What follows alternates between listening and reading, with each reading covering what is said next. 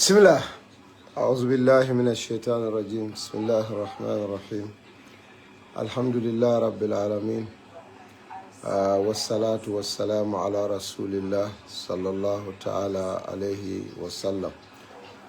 Brothers and sisters, assalamu alaikum wa rahmatullahi ta'ala wa barakatuh. Be mobe kondona be mobe nimbarala momorondi ni atumako ibe moljibe kang kafale drum. Once again Ahmad Gitteh natale ka mol update about some latest developments on the Meet the People's Tour, the president's constitutionally mandated dialogue with Gambians of every background, Gambians of every professional, religious, social background. Nata puru ka update sol di Allah. We are very happy. Things are going very well. We know, like I've said yesterday, the president is in West Coast. He had a very good meeting in Fonyi, Bondali and Fonyi block. That is Berefet constituency. We are thankful to the people of Fonyi, the people of Bondali, the people of Kansala, the people of Jarol, the people of Bintang Karanai, the people of Berefet. We're very proud of your participation in the dialogue, in the meet with the people's tour, where important matters of the nation are discussed. I'm sure a lot of you understand that when they say meet the people's tour, primary on the table would have to do with agriculture.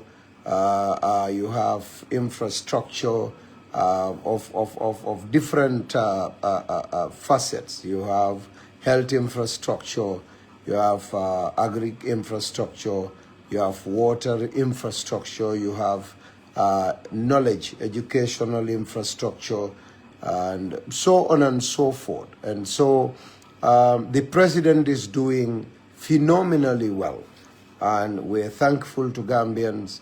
And all I need to do, all I have to do, is to respond or update on a few things. I'm sure you all are aware that the president is the commander-in-chief of the Gambia Armed Forces. He's the head of state and commander-in-chief. And as such, he is politically mandated to, or constitutionally I should say, to guarantee the safety and protection of lives and properties of every single citizen and resident of this country. I'm sure every Gambian is aware of that.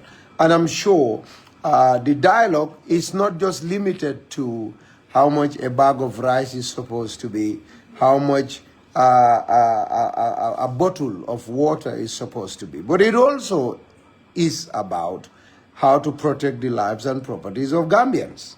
So this Meet the People to entails all of this. Yesterday, President Adama Barrow was in Fonyi, where he had a fantastic speech with the people of Fonyi, especially in Block. He mentioned the health facilities, health infrastructure. Of course, one of the key components of the dialogue or Meet the People's Tour. He did mention, the Buyam Hospital, the General Hospital in Buyam, the Buyam General Hospital, where he talked about the the project, the ongoing project that is going on, more than $200 million project that is going on to facelift or to upgrade and you know, put in more facilities to better the health infrastructure. He has also mentioned several villages that were hitherto without electricity. But when he came to power, he provided electricity in those villages. I'm sure a lot of you have heard about those of you that listen. Now, we are the ruling party. And when people misinform, or when people don't know what they are saying, they speak out of just, you know, because you have so many who have very little understanding, very shallow understanding of national issues, and they are blinded by love for a particular party or a cult movement. Whoever says anything about Barrow, whether that is right, whether that is senseless, whether that makes no sense absolutely, these people will applaud you. I have seen a few people that wrote that President Adama Barrow's meeting in Fonyi was a disgrace, a national disgrace for that matter, because of the message he sent there. What their arguments were, some of them I saw, that the president did not discuss about bags of rice, he did not discuss about medicine, he did not discuss about, you know, he said what Barrow went to discuss in Fonyi was about Yaya Jammeh's coming and not coming. And I sit down, I saw or I read people that I believe are intellectuals, because sometimes they'll tell me all kinds of nonsense and I laugh. But I see people that believe they have Gambia at heart. They believe they will be the solutions to Gambia's problems.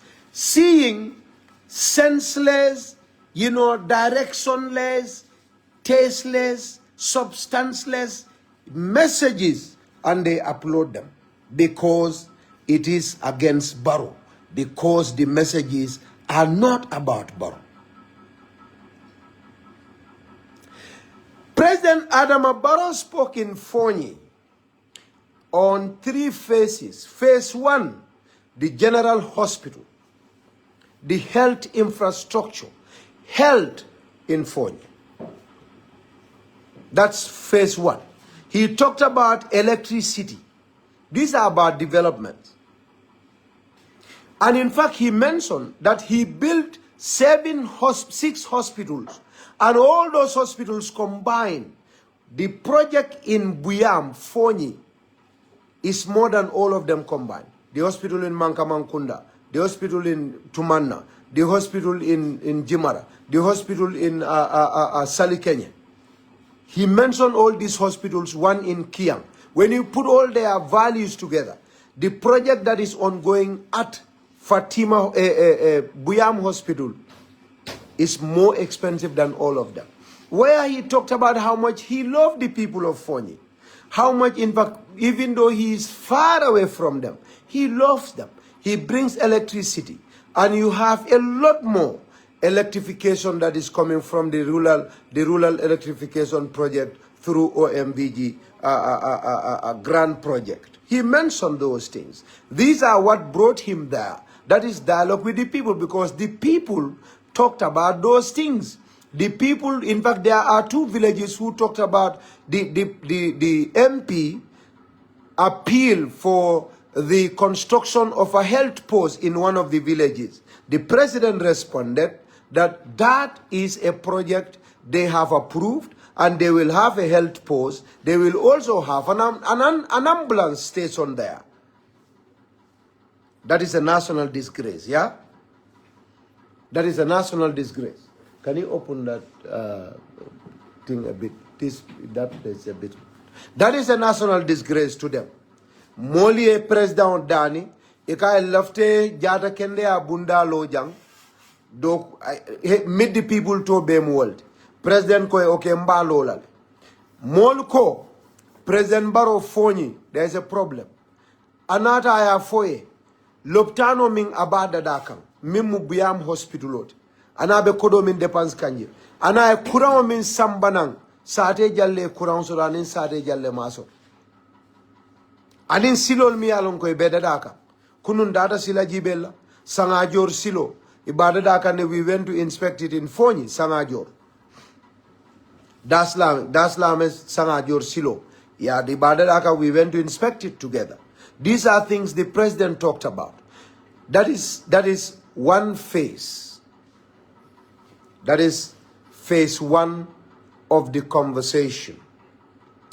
Phase two of the conversation was about President Yahya Jammeh, and that is where I am coming.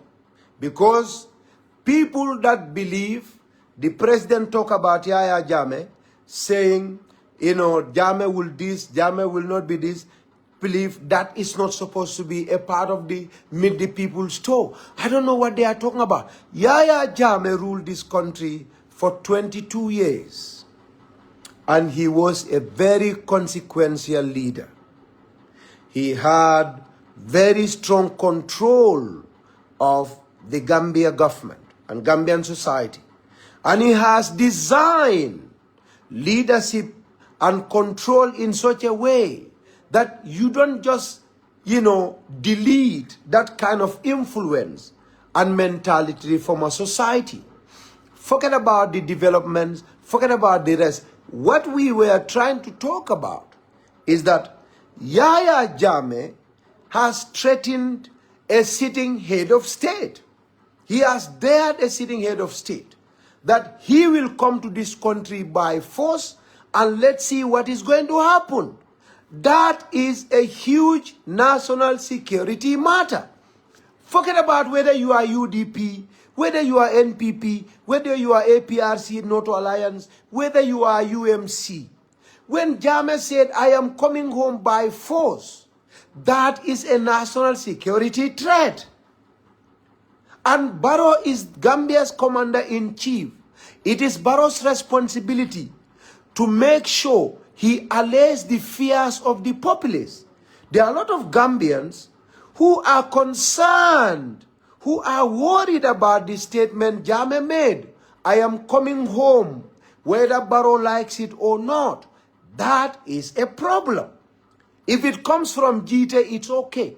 But it's from a former head of state who control our military institution, control our security institutions for 2 decades. So he had put his loyalists in the security apparatus. Jammele mol tombo wowato, jammele after minnieke sojaroldi, alafta minnieke intelligence officialdi, alafta minnieta police wolle kataje, mbena kalamudan, ale security sector of reform jen, aliyalo ne mo jamal minu be sojariala, dolmu coloneloldi, dolmu generaloldi, dolmu lieutenant coloneloldi, dolmu majoroldi. They did not deserve those promotions and those ranks. Jammele kije ayo palasi bal dealer for loyalty. And you know the kind of military he built. Not a professional military. It was a military that he built to protect himself. Niwo Yahya Jammeh kombe sela na diata President Barrow ya kuyatai. Hani President Barrow mansila because President Barrow ya alone mimbe caring. Gambians are worried, especially the people of Fonyi. Yahya Jammeh Diamo is bringing a problem in Fonyi, is bringing a security concern in Fonyi. Hanna tayafo ama wuli nyinkama ko abe Fonyi nkol le torala, Fonyi nkol dammalu sai wolelbe bulaka nyola, wolelbe sonko kang because Yahya Jammeh mim for sign.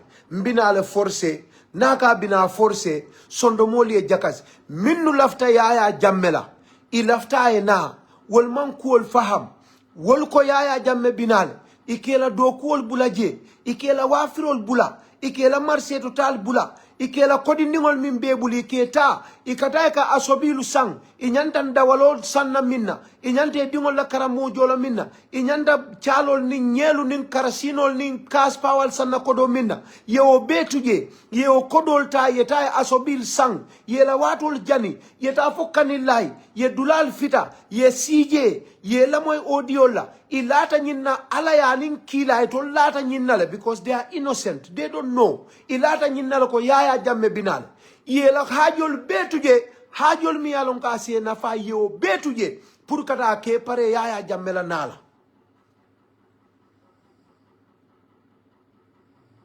dolu ko Yaya Jammeh tina Yaya Jammeh kabina fonyin ko dol ba fala tol min ka fo Yaya Jammeh bina akal nenele ningilu ko ko akal nenele ini ka kuya fonyin ko dammal be dunka nyola badingol dammal be kuya kan badingol damma be fitinola because Yaya Jammeh mede abeti amukan a former head of state ni wo fitinol be dunka mol tema President Adama Barolom Gambia bela mansa kewote adu nyimala dokuwol ti puruka jeko mo be jusoye la mo kana sila mo kana jusu faro sodo mo kana sila o sodo ni bela bungo kono wale bela tundo kan President Barola nyanto anu nyima kan dunole ti pura eta aya fo mole konko alka sonka nyinkuo minna alka la hajo tinya nyimminna alka la kodol tinya asobi sangol la nyimminna alka la marseto ta bay nyimminna alka dingol bali kodol alka ta fengol sa alka ndawalol bay nyin kodol minna alka asobil sang alka ke nyinkuo minna alka na kanillay alka nyindula fita hajo minna atekela womu President Baroka wajibolet kullukum ra'in wa kullukum mas'ulun an ra'iyatihi ala President Barole so sembo la bi pour ay Gambia dingo be niyo kanandi ay Gambia dingo be la fengol kanandi la nafulo ka tankaye amanka ka be sojaro le bulala komi modo kanna kanela nafulo sunya ala do ko le fanamu nite maaje I hakilo maaje ko ibe minke kan akela nafulo ni la wato le tinya akete ni la dimbaya le badandi President Barola wajibole mkana ka fale ko alkalla nafulo na la jorangol depansi nyin kuwa min kunna abal tora la te kela President ne wo sembo suradu wajibole makan pura eta ay woke kullukum ra'in wa kullukum mas'ulun an ra'iyatihi alale wo amana diala alale wo amana diala wo mala dokuwol wo fana is part of maintenance of peace and security. Wale ya tinna mansa banko fangola lo ku kuma ba fula bije wala mkamol niol tankandi anin kamol la nafulol tankandi. Protection of life and property. States' most important responsibilities are you protect the lives of citizens, you protect the properties of citizens. These are the two most important responsibilities of a state, and that state is headed by President Adama Barrow. Oto nimmol be fitinola foni Yaya Jammeh be kuma foka minte kela ate kela because atina President Barrow le semboso atata ko hey ase denole Barrow se denola nyakas Barrow dia mutawo Barrow man dia muo Yaya Jammeh tina atina bari nim Barrow man diamu sembo ba telebul ay ko indi nyilma ibetula kodi depensol la ibetula mitim bambalol la ibetula audio la moy bambalol la ibetula kanila ta bambalol la ibetula asobi sam bambalol la ibetula fitar bambalol la kanilay ibe jikirin ko Yaya Jammeh binan nyin November karokon Barrow barafa tela e kanu atata ko konko mbatu ngadia male nga nyomoy ama fo moy ko mbe fala ama fo moy ko mbe kasara la ama fo moy ko alte meeting kela akolo ka albe luwa buñalal de nalma buña nalbe kuyalal de adu niya jabe futala woto Yaya Jammeh be diamo la Barrow be deri because abe kekam fitinol di fonyin kol dam mawlu tema dol ba fala Yaya Jammeh binala and they believe ko Yaya Jammeh binala some of them 100% believe ko Yaya Jammeh will come and nothing can stop him. That is what some believe because they believe he has a supernatural power and he will fly like a bird or a vulture or an owl. That is what some of these supporters believe.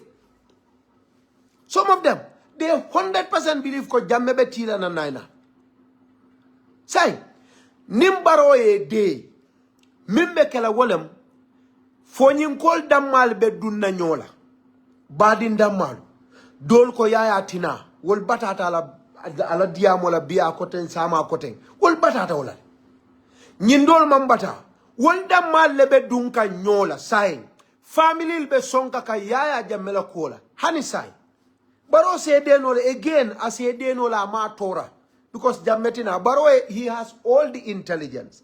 He has all the information. He's a head of state. For God's sake.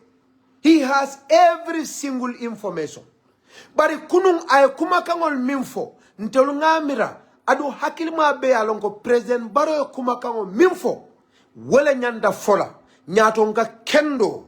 Nyatonga kallankeo. Nyatongo mimbala fata la molie. Hanning ayatumako buka support imantara laring ala nyatonga yala.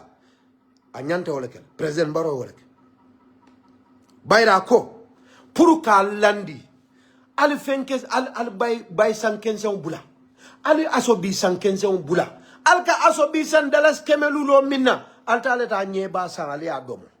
Altaleta nyankatan dima tabi ali adomo. Altaleta samato sang aldingoleta school.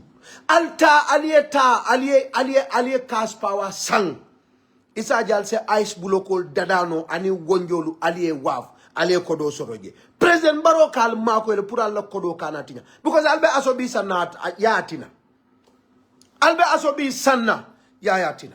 President Baro nata ka fale ko yaya jamme mballa mani andila ning ayatuma ko abina Gambia banko kanjang. Tenna bama la saya.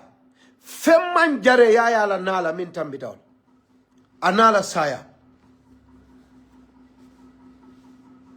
وَوَصَّيْنَا الْإِنسَانَ بِوَالِدَيْهِ حُسْنًا حَمَلَتْهُ أُمُّهُ كُرْهًا وَوَضَعَتْهُ كُرْهًا وَحَمْلُهُ وَفِصَالُهُ 30 شهرا با فمن كمايا باتي بالا كمايا تفاتي أدم دي ولا كو فمن باسي على كولانا على كيرا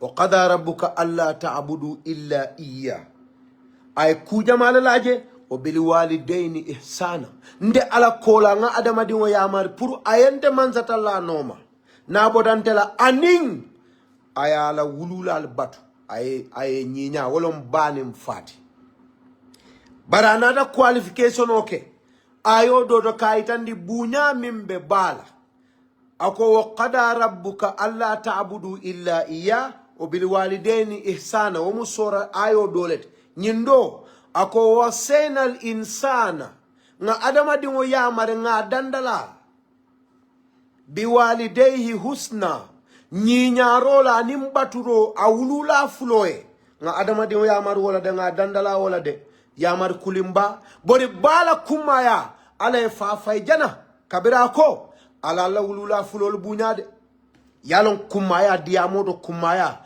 ala ko ala la wulula fulol buñade kabira fa pare dako ibama ama fa famade akala la wulula fulol bunya atol ibama aye konomaya bata bala kono de bata jawba adun kabira be wulula tingoto aye wulu kole abala kono adun ale konomaya kata folumina be bondila sunjodo ala bata kata salasuna saharan karitan saba ibabe bata ale kunne man fenno e fanwe kabiri lumina ekonoma ya kumase fokata be bondi la sunjode ka bore mbore kartan sama ala ka bala kumale tandiot yaya jamme fana wo fahamle because abama bunya Gambia bele ya jija akanala kanyoka ko wodo nin Gambia na jareta yaya jamme president baroka Quran ole fo president baroka Islam ole fo president baroka dino ole fo president baroka diamu ala na la kila la nemolela aka kuma fale ni yaya la koral sala moy ako ni yaya jamme bina nyim banko kannu tena bama abe wala dandana na sutura jam atol ko womu national disgrace kuma kamolde billahi wolom tonyati ni tala iba beleta ibulu ina a beleta ibulu sembo betela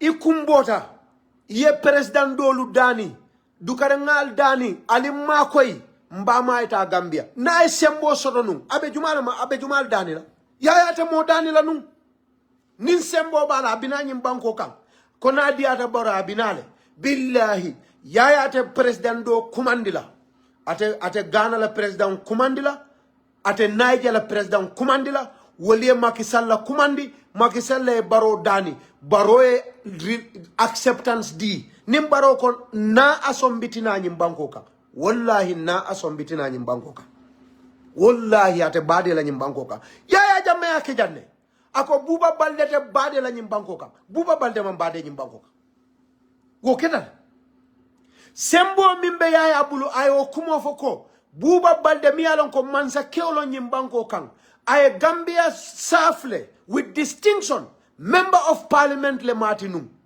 sa dawda la mansa ya koto wo Buba Balde Gambia safle ay doku ke Gambia Yaya Jammeh ko Buba Balde te bade la nyim banko kan dol be o kala muta ye Buba Samba na fo frontière to Senegal ina na Samba Madina Gunas ya bade wolto Yaya ko Buba te bade la afa abata kunsare ta dame basem ko li afuladu Yaya o fajan o be television o be news bendo BBC ya kare Al Jazeera ya kare CNN ya kare Yaya Jammeh ka te bade la jam because ana mantra ku killing so sembo mi Yaya Jammeh ya use ka Buba Balde bali pour ya bade jang ala family ya bunya islamo hana fureo Yaya balanta pura na bade jang baroye wo sembo sodole ka foko na asombi bojante bade la Gambia jang baro fana wo sembo sodo wala tinna nimol ka diamu ala nga nyo bunya nga nyo horom bari president baro mo kede president baro ko ele ko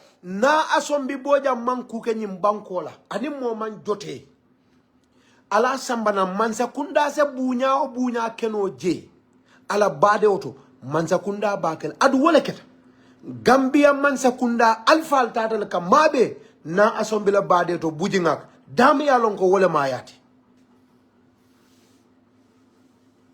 ya bade je ya suduraje baroko ni ya Jammeh sembo sodonu ata kumbola wandi head of state sole ka fo ngal dani ali baro dani nye pour mbama yeta ya sare Gambia yeta ya sutura Gambia ikana sutura Equatorial Guinea Yaya Jammeh le Ghana la president call John Akufo Addo ani Niger la president min bota mansayala woliye Macky Sall la call Macky Sall le Adama Barrow call inata na fure bulani na pleno le ya sambana kuke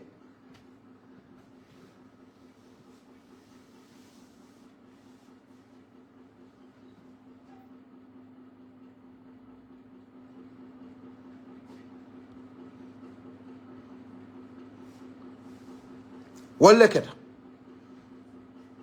so ni Yaya nim Barrow e wo fa ko ndengal kanule dukara lal fangol da handi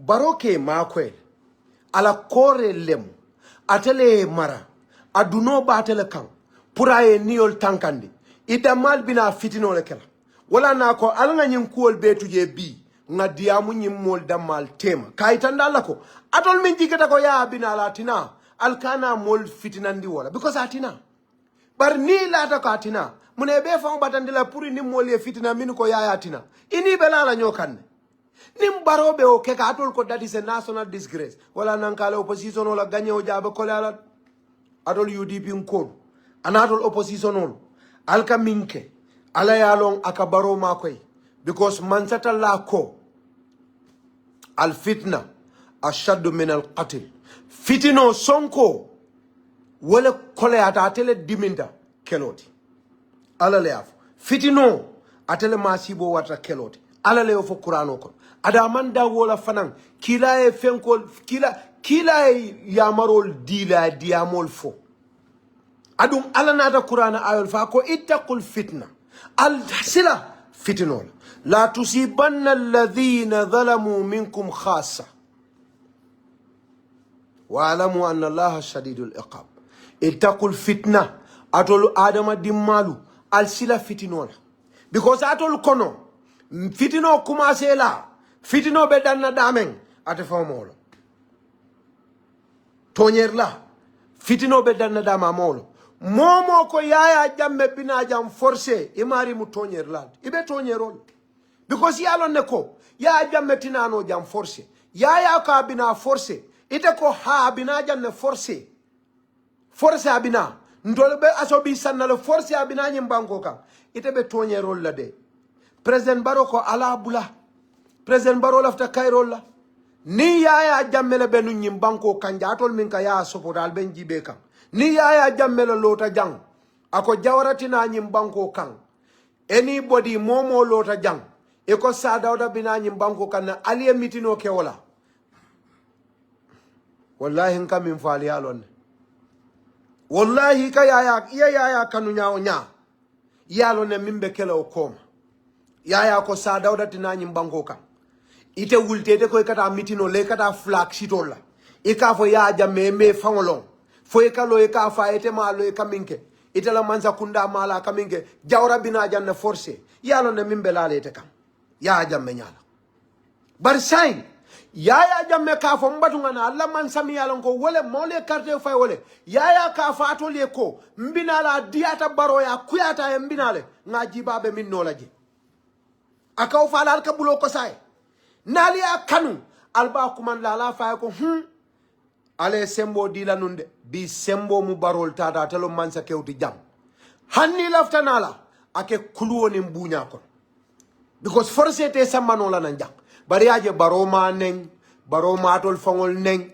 amal polisol kial kan alla mitindula o sembo be ba bulle asita kanillay ayal janjandi je alta miton kenola je asal bali kata kanillay fang asafo polisole moto kana tambi jang moto tambila asafo moto mitino kela na lafta alta mitino kela alta kela billahi wallahi taala na lafta alta kela bara kal bulaliya beke min be diata le aliya befu bara fela tata kunun ayal nene ako ya jammetina pour aliyal fangol dahan momo ko barola o diamo is disgrace eta man lafiya jammela ni lafta ya jammela akate na inin ya jamme adama barola molu ye dani atol noto alliance nale ya jamme kanu albit delegationol formula kullo kono aleta aliye boy adama baro koto aliye la koto aliya dani aliye kumboy pura yam fa ya jamme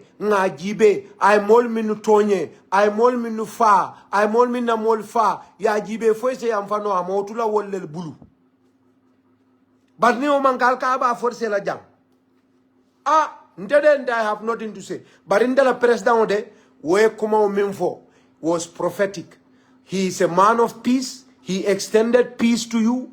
And I kaironi yirwan in tenkungo bulo I will dialla ko yaya tina I acquaint le fer yaya tina so atina billahi atela fo atina de ning adama ka atina hanimo killing ate kuno la afonyetina nyim banko kam bintina aseke that is going to be wrong but sembo balantina na ko al jita muta bibi ali adipot whether he is right or wrong ibenya fula ja yen city yen samba airport next available flight yen samba yen sindi Senegal you don't care ya jamme mol bali nyim banko kanala ni wol be kanyanda jan ibe banko dingol the only difference is wol ko itate support la they don't support him ay bay nyim banko abuka so enaja wol ketan barbaro te wol kela ko dal nga nyomuta nga nyo faham fonyin kolu alkana kuya baro min folom to nyati nga fonyin kol ni man salelong jawara aliya bula normal yaya jamme aliya bula normal yaya le kalo nyim banko kanka foko opposition ya mu kafiriyal ya le kalo ka foja momo mu opposition odi mu jahilol imang alalong imang kilalong opposition ya fon ni be opposition ya letita arjana yaya ko opposition ya mu jahannama diyal yaya said that here several times ndolbe nga bulo ko sai opposition nyom mo jawol te keri and we believe in that yaya jammela kanala ka fale konte baro support lal kana baro support baro kal kana okay akal kana kal dani al ngatara baro al nga baro support nga opposition ya tuje yaya jamme min do ko akanyandal fonyiti ta adulato gambia tuta adulato president wol lebe falinna na lafta development wala ya kamina di Allah yaya al mo jallala life falling fo president baro te o kenola development wolo mbenga ta school mbenga do ko soto mbenga lopitanol soto mbenga electricity soto mbela farolu nga seno keno mbenga ta jara lola mbe protection soto police mo kana mo fa mo kana mo la fensunya abe mo hanning ayatuma baro fonde ya jame hana marolo ke lumbe sila be falale abe falale kullu man alayha fanin wa yabqa wajhu rabbika dhul jalali wal ikram hanna tuma maralo ke abe fala lumbe sila abe fa na fata dum munebe ke na fata dum. What if Jame dies? Na fata dum muno. Let's say atuta manseala na fata dum. Because hanna meta manseala lundo abe mansea bulala. Aye fa wale ya bondije. Ya bondije le. Adu lundo be sila mume fa de tara dunia ni aja ba fala le kombina lentina. Lumbe sila abe bannale abe fala le. Na fata luminna. Mune be kela je sai. Fombita ala fana ya len kay bay fo sa fure binala ay ali yen yo dungala ko dige yake mansat wote kel sa tata le ngaje ko yaya ala wato mansaya wo bantale wo bantale ntol nga respect ba ke nga buja ya jende you see mo bukante je yaya jamme diamola because I'm one of those he has educated and ninte nga so don ka fo mole you know what I'm going to do nta kitindila mbemingel I will go and appeal to people. Woka kenole islamoto. Ye mola molfa. Ifango itele follow belole ya fonga minna molfa. Akete mbulu. Antau ta mantau. Ali amfanye. Den mole na danirol. Nganiol kumaka. That is a possibility. Mo kamfa da nyao nya Gambia no ni mol bebende daniroke. Ye alanga yamfaya jamme. Alanga ta danirol. Mo be la nte lafta on. I minula molfa diminda bake adu mote on the minor. hani ni kiliyoleta man qatala nafsan bighairi nafsin faka annama qatala an-nasa jami'an mote o do yandino la moy ya jambe mo kuma ya sodo wo buñatal ka foko ate ni o le fa molio ondamani walla la supporter so ala le fa ko ala mi ya dada mo be dada ko man qatala nafsan moye mo fa ama fo muslima kafir man qatala nafsan moye mo fa bighairi nafsin ayatara mari man mo fa man kuke itawta la rek ikam vada kama yafa faka annama qatala an-nasa jami'an awo junubo na jawya akamuntale ko kabire lumina ale mbemba adama da kata fo mo la bon alabe min dal akamunda ko ya mari belefa imagine jawya min bala nim prophet Muhammad nata lota ite tay dokota ya lipa kamota boya fa imagine kam fa min dimo min bor imagine prophet Muhammad sallallahu alaihi wasallam ena lo ya somuro la yafa anabula Isa Jesus fanena yo fanamfa anabula Musa ena yo fanafa anabula Ibrahim ena yo fanamfa anabula Nuhu ena yo fa Sayyidina Umar ena yo fa anabiyo molu 313 how many prophets did we have? But I know Kilarial 313,000, 124,000 prophets. Ale wolel shot. Wolkono kemesa batanin saba wolel munum Kilaria molta kitabo di min la kina. Wokono muani lulda ma ol tofo Qur'ano ko. Imagine nite wo Kilaria molite da mata de yol befa. Amanda wala ani woli yol be. Ani scientist wol be. Ala ko fo Qur'ano ko. Man qatala nafsan bighairi nafsin fakannama qatala an-nas jami'an. Wajunu bo mole bo kare non ya jamme hani mo kilim nyum mol min be fat kilim bije atele wotoni ay nyum mo min be fa mo kilim be kono wallahi ya atawtola alinga denga ya nga fay ko yemin ka mam betea yam fo dani mfana leta nga mansa dani wale minula molfa nga yam fo nyini bulu nga yam fa yesene buñato bar forcé kidite de bulu passport te bulu jato man kende a mobuke sobot ite ko forcé bina ko man beta al ngo bula president baro bole foka yaya ide imaje la supporta sol famolu ike filije fonyi dingo buka hanyi kalo platform o kan ka yaya to foka kajaf kabiri yaya tata alen songa diamu bide ndenga yaya kanu bake nka duwaye billah wala tala nka duwaye because akeda sababolta ende ki karangola he sent me for studies and I pray for him for Allah say yam faye that is human I pray for him for Allah say yam faye nka salo ke suta nafilo billahi alladhi la ilaha ghairu nka duwa nyini ya jamme alama ala yam faye alma ala sondu mo faling ay silo ja yam fo dani molbu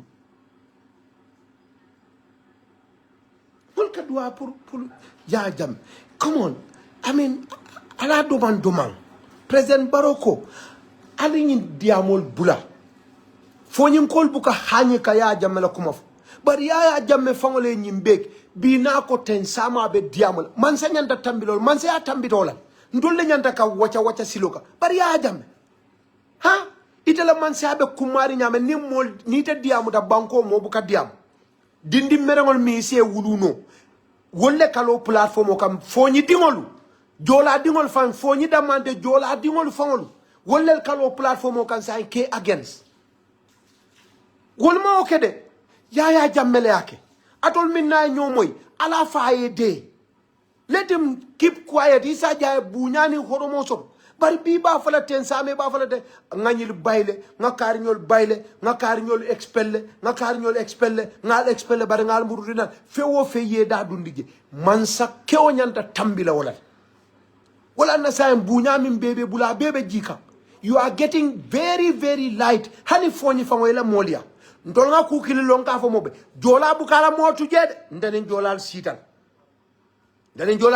gambe na solo jola hani ya jame mo dunia be fa jolal se kampa nyanya ita ya jame tulajet ila molo jolala ado abukala mo tuje ntola molem which is very good jola abukala mo filijet ala mo abuka fay they love him, they like him, and for the right reasons. But yaya la be cool tinya kang afangwe. Kabila tata. Almost 95% of the people alamolu you can support le. But sayaji be they are fed up with you because yaya is every day creating unnecessary things. Ala fa e day. Ala fa ila dindingo ko e day. Ila dindingo ko e day sai. Ide mole nyine la demanding. Ibe fitno wulinde la mol da malde. Ala fa e day. Anyways, President Barrow is going to Birkama today. So ngal be welcome je. Ngal be welcome. Alna na ngatanga program okay.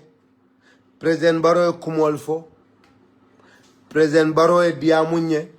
Development ol membe banko kangaf. Ndola manza kebi jane President Barrow. Atemo barandila.